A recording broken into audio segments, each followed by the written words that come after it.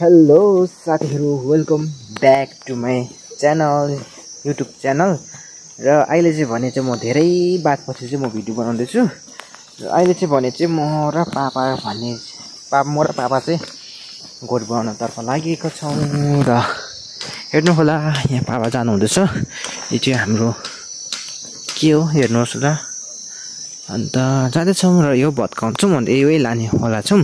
यो चाहिँ हामीले काँक्रा लाएको थियौँ पहिला, मटन लाएको थियौँ, त्यहाँदेखि भत्केर लाने कुरा गऱ्यौँ। अब हेर्दै गर्नु होला। ल है त साथीहरू, पहिला हामीले चाहिँ यहीँ बनाएको थियो र यहीँ बनाउनेवाला छौँ।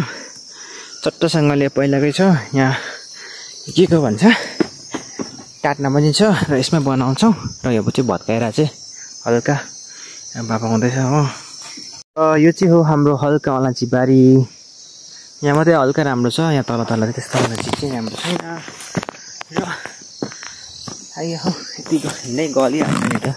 यहाँ पनि हल्का छ। यहाँ चाहिँ हाम्रो बाटो छ, यहाँ चाहिँ मेन बाटो चाहिँ टक्क उता जाने हाम्रो घर। ठ्याक्कैसँगले यहाँ चाहिँ लसुन रोपेको छ हो। यहाँ चाहिँ यस्तो अलैँची चाहिँ छैन, यहाँ मात्रै अलिकति दामी छ। हेर्नु चाहिँ हेर्दै गर्नु होला। अल्छी लाग्छ आज भरे चाहिँ भिडियो बनाउनु, भ्युज आउँदैन युट्युबमा, त्यतिकै छोडिदिएँ हो। र फेरि अब पनि एकताल चाहिँ जोड लाउनु पर्ने युट्युबमा। र अब चाहिँ भिडियोहरू चाहिँ प्रायः आउँछ। र हेर्नु होला मेरो भिडियो हो। यहाँ छ हो, यो भालेपुल चट्टै, यहाँ मौरी पनि छ, सबै छ हाम्रोमा चाहिँ।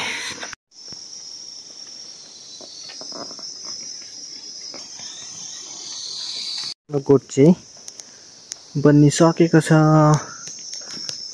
चट्टसँगले। यहाँ बच्चा, यहाँ पल्लोपट्टि माउको लागि।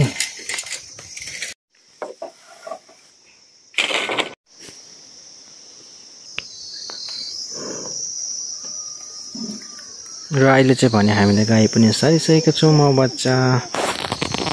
र अहिले चाहिँ हामीले सकेको छौँ कामाजुको, गाई राखेको छौँ। यसलाई चाहिँ एक्स्ट्रा र पर दुईवटा छ, किनभने एक्स्ट्रा राखेको भनेर चाहिँ कारण छ, त्यो भएर चाहिँ त्यही राखेको। र अब चाहिँ जान्छौँ, त्यही घाँसको बारी त्यहाँ छ, जान्छु अब म घर साथीहरू। र यति नै होला आजको ब्लग। By by. यो फेरि यहाँ आएछ, यो फेरि